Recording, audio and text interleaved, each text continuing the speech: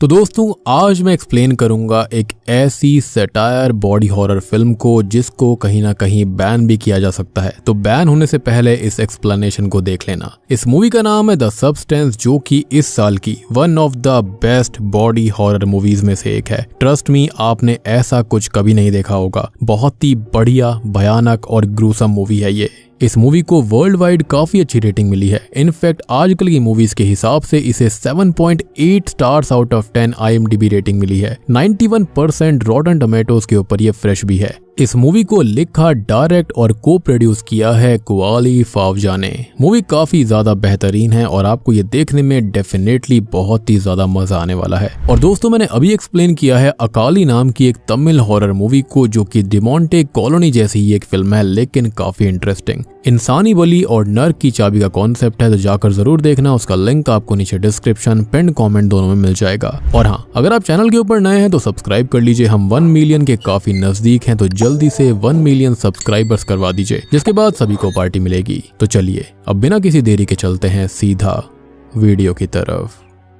तो मूवी की शुरुआत होती है एक एग योक के शूट से, जिसके अंदर कोई इंजेक्शन इंसर्ट किया जाता है, जिसके बाद हम उस एग योक से निकलकर अलग होते हुए एक दूसरे एग योक को देख पाते हैं। और यही इस पूरी कहानी का सार है। लेकिन वो कैसे, तो आइए देखते हैं। तो हमारी कहानी की मेन लीड है एलिजाबेथ स्पार्कल, एक वक्त की most popular, most demanding Hollywood actress, जिसके नाम का रोड स्टैंड तक बना था। लेकिन वक्त वक्त की बात होती है, हर किसी का आता भी है और चला भी जाता है, क्योंकि जो रोड स्टैंड एक वक्त पर अट्रैक्शन पॉइंट हुआ करता था, वो बस एक टूटी हुई जगह बन चुका है। और यही हाल एलिजाबेथ का भी हो गया है, क्योंकि एज वी ऑल नो कि वो एक वक्त की सबसे ज्यादा डिमांडिंग और पॉपुलर मूवी स्टार थी। लेकिन आज वो अपना 50वां जन्मदिन सेलिब्रेट कर रही है और उसकी एज उसकी बॉडी पर साफ साफ नजर आने लगी थी, जिससे वो थोड़ी परेशान हो जाती है। लेकिन असल दुख उसे तब होता है जब वो वॉशरूम इस्तेमाल करने जाती है और ladies washroom out of order था, जिस वजह से उसे जेंट्स वॉशरूम में जाना पड़ता है, जहां पर उसके रिसेंट लॉन्ग रनिंग शो का चैनल प्रोड्यूसर हार्वी आता है, जो कि उसे नहीं देख पाता। और वो अपने पार्टनर से ये कहता है कि एलिजाबेथ अब बूढ़ी हो चुकी है, वो सुंदर नहीं रही और उसे रखकर अब कोई फायदा भी नहीं है, तो उसे बाहर फेंको और कोई नई सुंदर सी लड़की लेकर आओ, जो कि शो के लिए परफेक्ट रहेगी। ये सारी बातें वो सुन लेती है, जिससे कि उसे बहुत दुख होता है। लेकिन ये इनफ नहीं था, तो कार से घर जाते टाइम वो अपना बिलबोर्ड देखती है, जिसे हटाया जा रहा था, जिससे उसे एहसास होता है कि अब वो एड्स के लायक भी नहीं रही। और इसी वजह से उसका ध्यान भटक जाता है, जिसके चलते उसका एक्सीडेंट हो जाता है और वो सीधी हॉस्पिटल जा पहुंचती है। यहाँ उसका चेकअप होता है और वो जाने के लिए फ्री थी, लेकिन कहाँ जाएगी, क्योंकि जिस स्टार लाइफ की उसे आदत थी वो अब उससे दूर होती जा रही थी। खैर, तभी एक नर्स उसकी बैग को चेक करता है और उसकी कोट में एक पेन ड्राइव को डाल देता है। वो बाहर उस पेन ड्राइव को देखती है और अभी उसे उसका एक पुराना दोस्त भी मिलता है, जिससे वो थोड़ी बहुत बात करती है और बाद में मिलने की बात करके उसका नंबर लेकर यहाँ से निकल जाती है। वो घर आकर उस पेन ड्राइव को ऑन करके उसे चेक करती है, तो उसके अंदर एक वीडियो मैसेज था, जो होता है द सब्सटेंस के बारे में, जिसमें बताया जा रहा था कि इंसान की ओल्ड बॉडी में सब्सटेंस नाम का सीरम इंजेक्ट करने से नए सेल्स बनने लगते हैं, जिससे कि इंसान का एक नया, यंगर, ब्यूटीफुल वर्जन बाहर आता है, जिसे अदर सेल्फ कहा जाता है। आगे ये भी बताया जाता है कि इंसान खुद मैट्रिक्स है, चीजें उससे ही बाहर आती हैं, उसमें ही समा जाती हैं और वो एक परफेक्ट वन है। तो सीरम लेने के लिए दिए गए नंबर पर कांटेक्ट करें। अब पहली बार देखने सुनने में तो एलिजाबेथ को ये सारी बकवास बातें लग रही थी। वो उस पेन ड्राइव को अब कचरे में फेंक देती है। रात को वो अब बार में जाती है, जहां पर वो अकेली थी। लोग अब उसके स्टारडम को भी भूल चुके थे, उसे पहचान तक नहीं रहे थे, जिससे वो बहुत अपसेट हो जाती है और बहुत ही ज्यादा ड्रिंक कर लेती है। जिसके बाद वो घर आती है, वो काफी दुखी थी और वो अपने अवार्ड्स को देखती है। वो अपने गिफ्ट को भी नोटिस करती है, जिसमें उसके ऊपर स्पार्कल्स उड़ रहे थे, लेकिन अब वो फील कर रही है कि वो स्पार्क ही जा चुका है। तो वो गुस्से में आकर उस गिफ्ट को अपनी क्वीन साइज फोटो पर फेंक कर तोड़ देती है। तभी वो उस पेन ड्राइव को कचरे से बाहर निकाल कर लाती है और उस पर दिए गए नंबर पर कॉल करती है, जहां पर वो सीरम का ऑर्डर भी कर देती है और मेल ऑपरेटर उसे एक एड्रेस नोट डाउन करने के लिए बोलता है। जिसके बाद वो सो जाती है और अगले दिन जागकर तैयार होकर ब्रेकफास्ट लेने बैठती है कि तभी न्यूज़पेपर में उसे एक एड दिखाई देती है, जिसके अंदर उसके ही शो का एक आर्टिकल था कि उन्हें एक नई होस्ट आइकन चाहिए, जो नई एलिजाबेथ स्पार्कल बनेगी। और ये पढ़कर उसे बहुत ही ज्यादा गुस्सा आ जाता है कि सब उससे छिनने लग गया था। कि तभी उसे एक लेटर मिलता है, जिसके अंदर बस एक कार्ड था, जिस पर 503 नंबर लिखा हुआ था। और अब वो याद करती है कि रात को उसे एक एड्रेस भी दिया गया था। वो अब उस एड्रेस पर जाती है और वो बाहर से एक बेकार सी सस्ती सी जगह थी, लेकिन फैसिलिटी वाइज बहुत ही हाई टेक। वो अंदर जाती है जहाँ पर उसे एक कैबिन मिलता है जिसके अंदर ढेर सारे लॉकर्स थे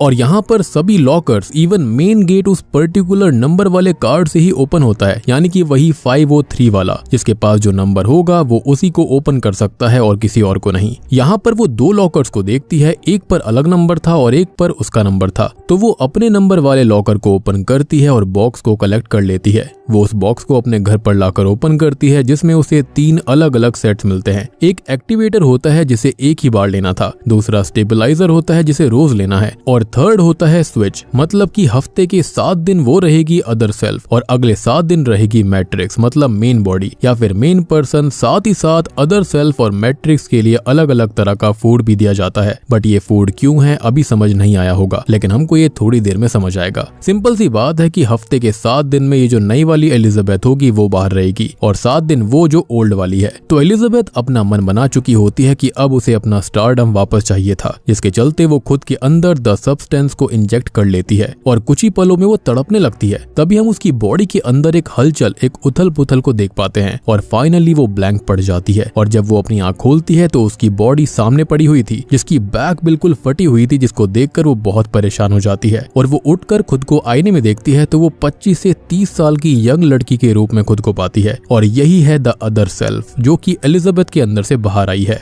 अब इसका रूप, बाल, आंखें, आवाज सब कुछ अलग थी, लेकिन बॉडी के जो सेल्स थे वो सेम थे। लेकिन बस ये था कि जो सेल्स थे वो अब नए हो चुके थे, स्किन भी नई हो चुकी थी। बेसिकली जो वहां पर गिरी पड़ी थी वो ओल्ड थी और उसके अंदर से ही नई वाली एलिजाबेथ बाहर आई है। अब एलिजाबेथ इससे बहुत ही ज्यादा खुश होती है क्योंकि वो अब जवान और ब्यूटीफुल हो चुकी थी। लेकिन सडनली उसकी नाक से खून आने लगता है तो उसको याद आता है कि 7 दिन तक रोज उसे स्टेबलाइजर लेना होगा जिससे कि ये वाली जो सेल्फ है वो स्टेबल रहेगी, यानी कि द अदर सेल्फ। अब वो अपनी ओल्ड बॉडी की बैक को स्टिच कर देती है जो कि इस मूवी का खतरनाक पोस्टर भी है। और जो खाना आया था वो इसलिए था कि 7 दिन अलग अलग समय पर दोनों बॉडीज एक कवर की तरह ऐसे ही पड़ी रहेगी, तो उन्हें फीड कराना जरूरी था, नहीं तो वो वैसे भी मारी जाएगी। तो वो मैट्रिक्स को फीड कराकर बाहर निकल जाती है।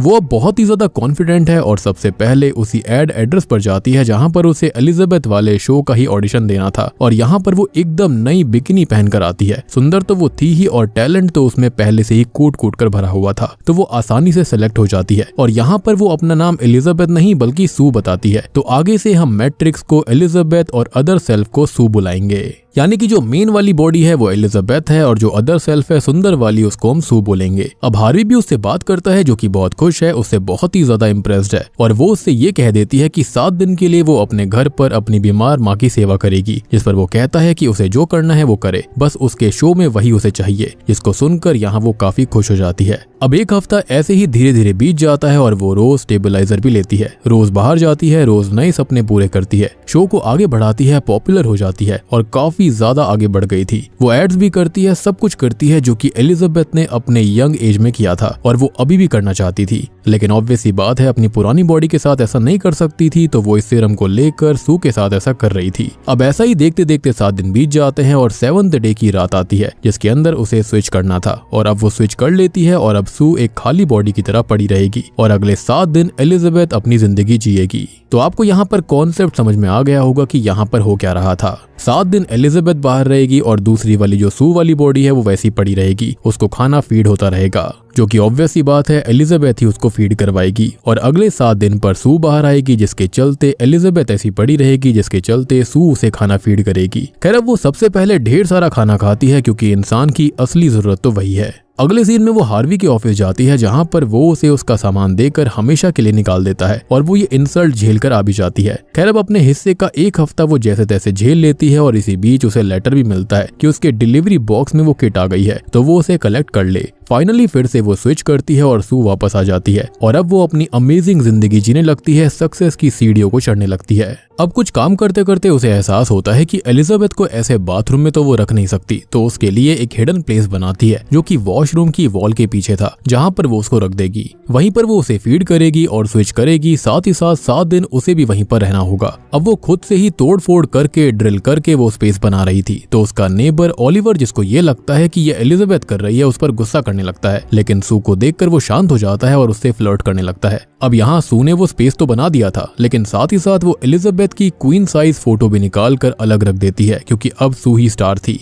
तो अब तक हम यहाँ पर ये देख पा रहे हैं कि जो एलिजाबेथ का दिमाग था वो कमजोर पड़ रहा था और जो सू थी वो थोड़ी सी ज्यादा स्ट्रांग दिखाई दे रही थी। ऑब्वियस सी बात है, उसे सक्सेस मिल रही है तो उसको एलिजाबेथ की जरूरत ही क्या है। खैर तभी हम शो को देखते हैं जो कि बहुत ही ज्यादा पॉपुलर हो रहा था, अच्छा जा रहा था, वो दुनिया को पसंद आ रही थी। वो घूम रही थी, मस्ती कर रही थी, ड्रिंक कर रही थी और हुकअप भी कर रही थी, जिसके अंदर वो एक लड़के को अपने साथ घर लाती है। वो दोनों इंटीमेट होने लगते हैं, लेकिन सू को आज स्विच करना था। 7 दिन पूरे खत्म हो गए थे और उसकी नोज भी ब्लीड करने लगती है, तो वो अपने फन के लिए उसे कुछ घंटे एक्स्ट्रा चाहिए थे। तो अब वो एलिजाबेथ की बॉडी से स्टेबलाइजर निकाल कर खुद में इंजेक्ट कर लेती है। और ये बात मैंने आपको अभी थोड़ी देर पहले ही कही कि जो सू थी वो काफी ज्यादा स्ट्रांग होती जा रही थी। तभी हम उसे इंटीमेट होते हुए देखते हैं जहां पर उसकी बॉडी अचानक से फटने लगती है, लेकिन ये बस उसका एक बुरा सपना था और स्विच ऐसे ही बुरे सपने या फिर किसी शॉकिंग विजन से होता है। मींस वो ठीक तो है, लेकिन वो एलिजाबेथ वाली बॉडी से उसने स्टेबलाइजर निकाला जरूर था। खैर स्विच के बाद एलिजाबेथ आती है जो कि ये देखती है कि सू ने बहुत पार्टी करी है, हुकअप करा है एंड ऑल, लेकिन वो अपने हाथ को देखती है कि उसकी एक उंगली खराब हो चुकी है और अब वो उस स्पेस को देखती है जहां पर उसे पता चल जाता है कि सू ने क्या किया है। अब वो कंपनी में कॉल करके ये बोलती है कि सू वाली जो पर्सनैलिटी है उसने थोड़ा सा मिसयूज किया है चीजों का, जिससे कि एक ऑल्टरेशन हो चुका है। पता नहीं वो क्या सोच रही थी, वो ड्रंक भी थी, जिस पर पहले तो जवाब यही मिलता है कि वो दोनों एक ही हैं। रही दूसरी बात तो अदर सेल्फ को जो भी मिलेगा, जैसे भी मिलेगा, उसे मैट्रिक्स को भरना पड़ेगा। लाइक एक्स्ट्रा दिन, एक्स्ट्रा ब्यूटीफुल, कुछ भी अदर सेल्फ लेती है तो कीमत मेन बॉडी को ही चुकानी पड़ेगी और एक बार जो हो गया वो रिवर्स भी नहीं हो सकता। तो दोनों सेल्फ बैलेंस की रिस्पेक्ट करो, मतलब कि दोनों को एक जैसा मिलेगा, एक जैसा ही रहना है और एक जैसा ही टाइम स्पेंड करना है।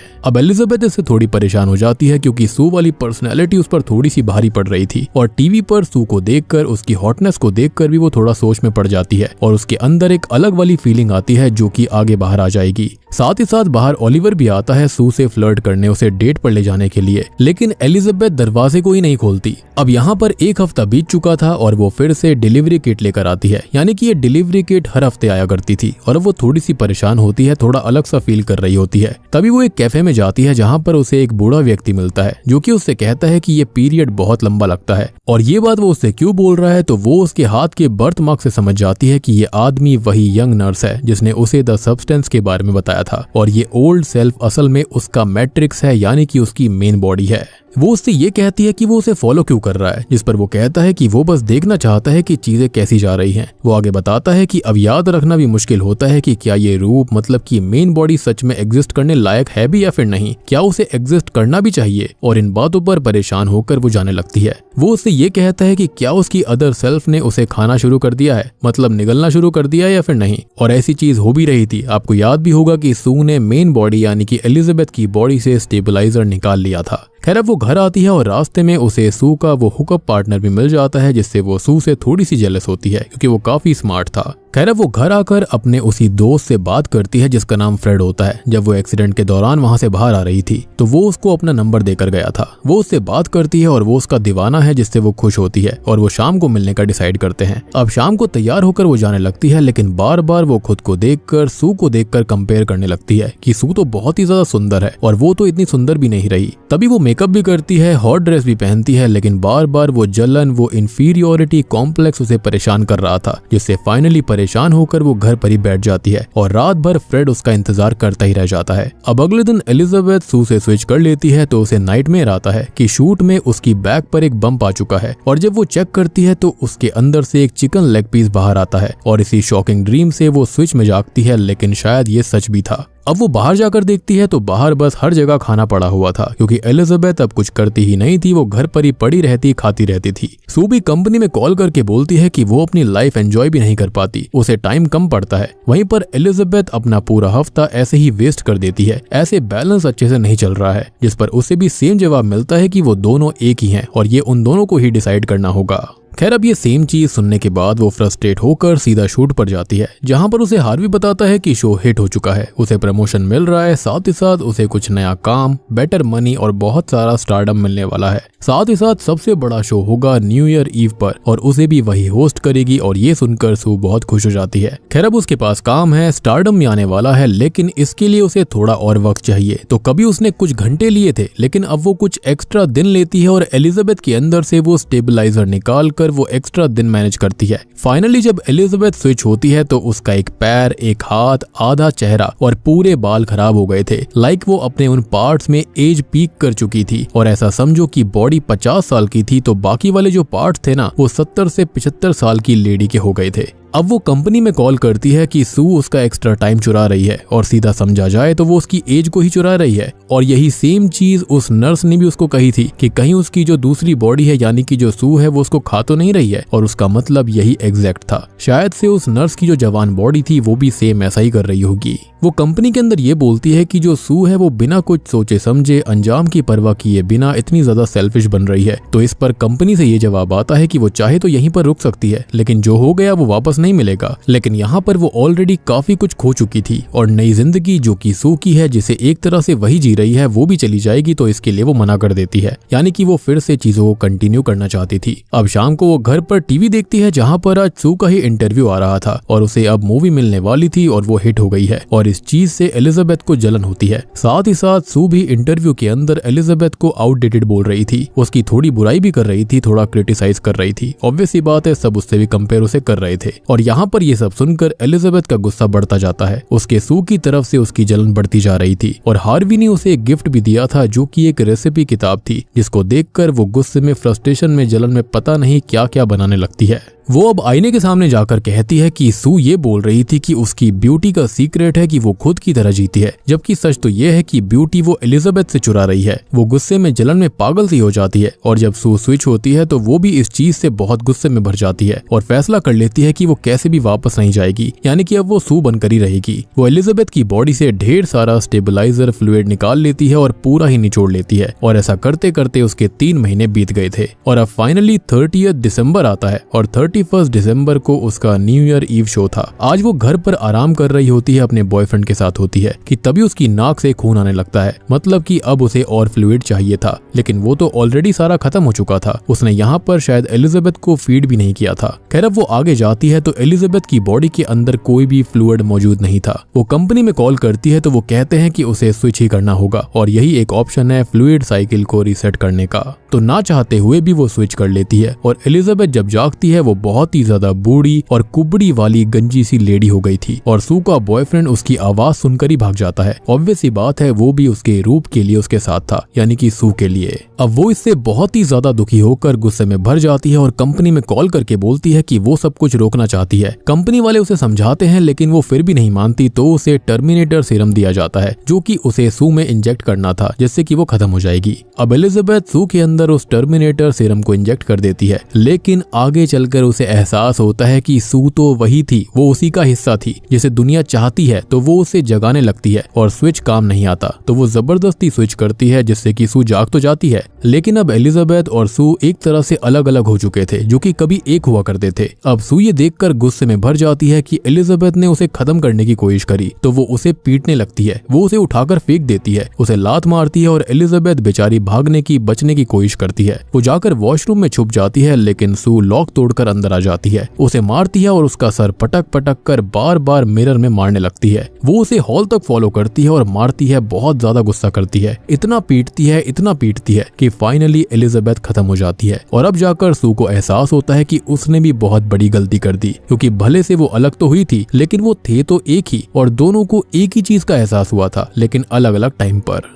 अब सू इससे बहुत ही ज्यादा टेंशन में चली जाती है और शाम को वो शो अटेंड करने पहुंचती है, लेकिन अब उसके दांत गिरने लगते हैं, नाखून झड़ने लगते हैं, खून निकलने लगता है और वो ऐसे दुनिया के सामने नहीं जाना चाहती थी। तो वो परेशान भागती हुई घर वापस आती है और जैसा कि मैंने आपको बताया था, अल्टीमेटली ये दोनों थे तो एक ही। और अब वो एक्टिवेटर खुद के अंदर इंजेक्ट कर लेती है ताकि उसकी भी एक बेटर वर्जन बाहर आ जाए, लेकिन वो खुद अदर सेल्फ है तो टूटे हुए सेल से बनी है। तो यहाँ पर जो रिएक्शन होता है वो उल्टा हो जाता है, सेल्स 2 के बजाय हंड्रेड्स में टूट जाते हैं और अब बाहर आती है एक बहुत ही अजीब सी, गंदी, बदसूरत, भयानक दिखने वाली मॉन्स्टर, जिसके बॉडी पार्ट्स आगे पीछे थे, बॉडी टाइप अलग थी, फेस खराब था और एलिजाबेथ का फेस पीछे स्टक था, जो कि ये दर्शाता है कि जब एक व्यक्ति काफी सुंदर होता है, उसके पास स्टारडम होता है या फिर वो बहुत ही अच्छा रहता है और उसके बाद जब उसकी एज होती है तो उसके अंदर ये कई सारे रूप फंस कर रह जाते हैं। यानी कि वो अपनी ही सोच में जीता रहता है कि मैं कैसा था और मैं कैसे जी रहा था, लेकिन अब मेरी जिंदगी कैसी हो गई। बेसिकली वो ओल्ड एज को एक्सेप्ट नहीं कर पाते हैं और यही इस मूवी का सार है। यही हमको यहाँ पर समझाने की कोशिश करी गई है कि जो एलिजाबेथ की सोल थी अंदर से, वो कैसे स्टक होकर रह गई थी।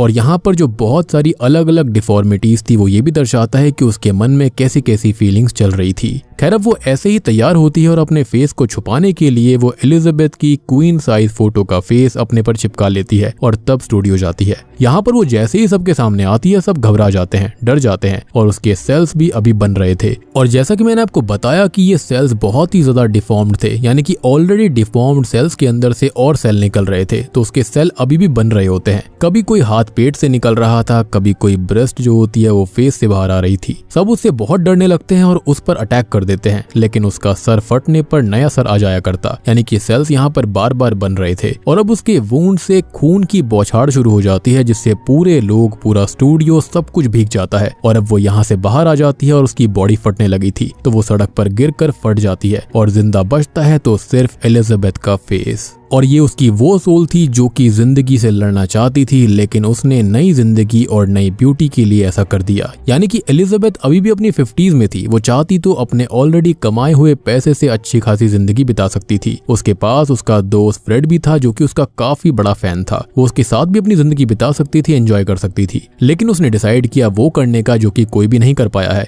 यानी कि अपनी एज को ही रोक देना। और अगर वो बैलेंस करके चलती तो शायद फिर भी बच सकती थी, लेकिन देखो यहाँ पर उसकी सोच ने क्या कर दिया। यानी कि सू भी तो अल्टीमेटली उसकी ही एक सोच का हिस्सा थी। खैर अब ये जो बचा हुआ फेस होता है एलिजाबेथ का, वो रेंग कर उस नेम स्टैंड तक जाता है जहां पर उसके नाम से ही वो स्टैंड बना था। और वहां पर वो लास्ट वही स्पार्कल्स इमेजिन करती है, लाइफ इमेजिन करती है और फाइनली वहीं पर पिघल कर खत्म हो जाती है। यानी कि जहां से सब कुछ शुरू हुआ था वहीं आकर वो अंत हो गया। खैर अगले दिन वहां से खून साफ हो जाता है और एलिजाबेथ अब खत्म हो चुकी थी और बस जो बचा था वो था उसका नाम। और बूम, इसी के साथ में द सब्सटेंस मूवी यहीं पर खत्म हो जाती है। तो दोस्तों ये थी द सब्सटेंस फिल्म की कहानी और उम्मीद करता हूं कि आपको स्टार्टिंग वाले सीन का मतलब समझ आया होगा, जहां पर एक एग योक से दूसरा एग योक निकल रहा था। यानी कि यहां पर दर्शाने की कोशिश करी गई थी कि जो एलिजाबेथ है और जो सू है वो एक ही थे, लेकिन उनकी सोच फिर भी अलग अलग हो गई थी। या फिर ये कहें कि जो सू थी उसकी सोच जवानी वाली एलिजाबेथ की जैसी थी, जिसके चलते उसने यहाँ पर एलिजाबेथ को ही खत्म करने की कोशिश करी। फिर एलिजाबेथ ने जेलसी में आकर सू को खत्म करने की कोशिश करी। तो ऐसे ही यहाँ पर चीजें चल रही थी, लेकिन अल्टीमेटली देखो दोनों ही खत्म हो गए। अब जो एलिजाबेथ थी ना, वो चाहती तो इजीली अपने 50s में आराम से रह सकती थी। उसके पास काफी पैसा भी था और जो स्टारडम था वो तो उसके पास था ही। अब देखो ऑब्वियस सी बात है, जो जवानी में कोई भी एक्टर होता है या एक्ट्रेस होती है, उसकी जो पॉपुलैरिटी उस वक्त होती है वो उसके बाद 30 साल बाद नहीं रहती। ये बहुत ही रेयर केसेस में होता है और फिर अपने हिसाब के, यानी कि अपनी उम्र के हिसाब से रोल करने पड़ते हैं। अब सोच कर देखो कि कोई एक्टर है जो कि 20 साल में रोमांटिक मूवीज किया करता था, अब वो 60 साल की उम्र में सेम चीज करना चाहता हो, वो पॉसिबल नहीं है। और अगर ऐसा करेगा भी या फिर ऐसा करेगी भी तो वो उस पर सूट नहीं करेगा। तो इसके चलते एलिजाबेथ को अपने फेट को एक्सेप्ट कर लेना चाहिए था। और जो उसने सीरम यहाँ पर लगाया वो भी उसके लालच को दिखाता है, इंसान के अंदर के लालच को दर्शाता है कि इंसान कैसे किस हद तक जा सकता है। अदरवाइज अगर वो एक एक हफ्ते करके दोनों आराम से अपनी जिंदगी को जीते तो वो बहुत लंबा जी सकते थे।